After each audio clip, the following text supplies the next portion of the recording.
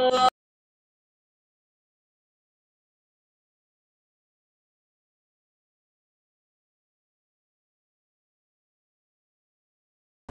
علیکم ورحمۃ اللہ وبرکاتہ۔ الحمد للہ وحدہ والصلاة والسلام علی من لا نبی بعدہ، اما بعد۔ معزز سامعین و ناظرین، محرم کا مہینہ، محرم الحرام، شہر اللہ المحرم، یہ حرمت کے مہینوں میں سے ایک مہینہ ہے، اور اس کا نام شہر الحرام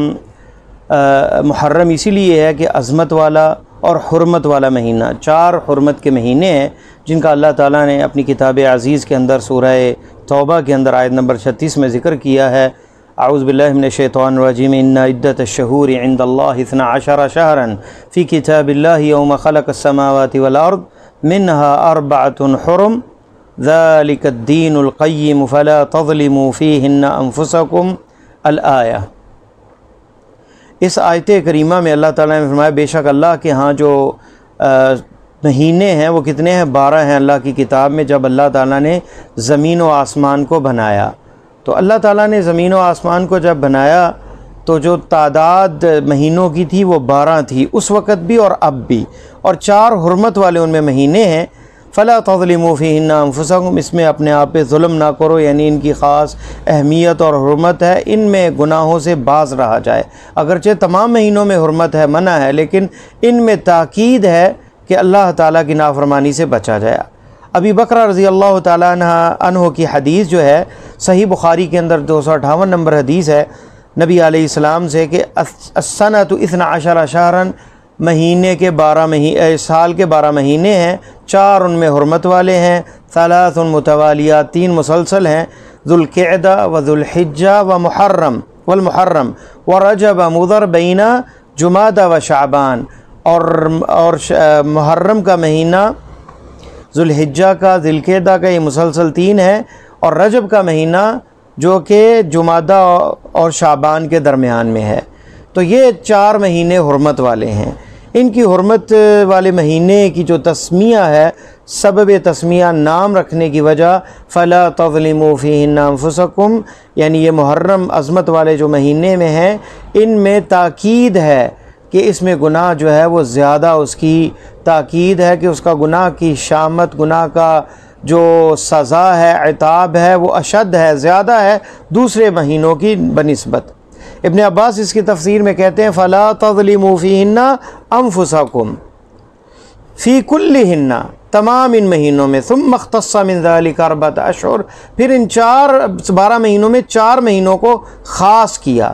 ان کی حرمت کو، اور اس میں گناہ جو ہے اس کی شناعت اور اس کی سزا جو ہے وہ زیادہ ہے، اور نیک عمل کا بھی اجر زیادہ ہے ان مہینوں میں۔ اور قتادہ اس کی تفسیر میں کہتے ہیں فلا تظلموا فیہن انفسکم، اس میں اپنے نفسوں پر ظلم نہ کرو، اس مہینے کی عظمت کی وجہ سے۔ اللہ تعالیٰ کی مرضی ہے، اللہ تعالیٰ مہینوں میں کسی کو اختیار کرے، رمضان کو اختیار کیا، دنوں کے اندر جو ہے وہ اللہ تعالیٰ نے 10 ذی الحجہ کے 10 دن جو ہے افضل ترین کہے، راتوں کے اندر لیلۃ القدر کو افضل ترین رات کہا، اور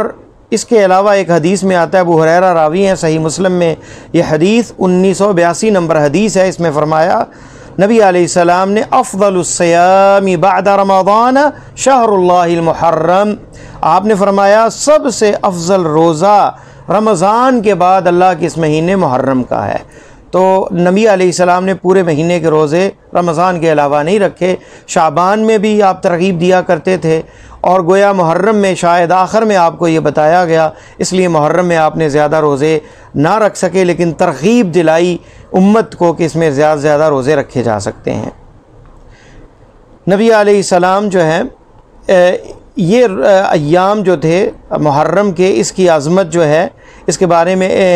نبی علیہ السلام نے امت کو ترغیب ضرور دی ہے، لیکن آپ کا عملی جو عمل تھا وہ شعبان میں زیادہ کثرت سے روزے رکھتے تھے، اور مشارحین حدیث نے یہ توجیہ پیش کی ہے کہ نبی علیہ السلام کو آخر عمر میں یہ بتایا گیا محرم کے مہینے کی خاص حرمت، اور آپ نے امت کو ترغیب دی، اور خود نبی علیہ السلام کو موقع نہ ملا زیادہ محرم میں روزے رکھنے کا۔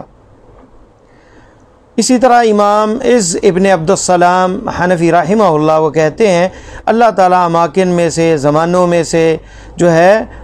جو تقسیم کرتا ہے وہ اپنی مرضی سے کرتا ہے، کسی کو فضیلت دیتا ہے تو اپنی مرضی سے، اور یہ دو طرح کی ہیں، دنیاوی ہے اور دوسری قسم جو ہے وہ دینی ہے۔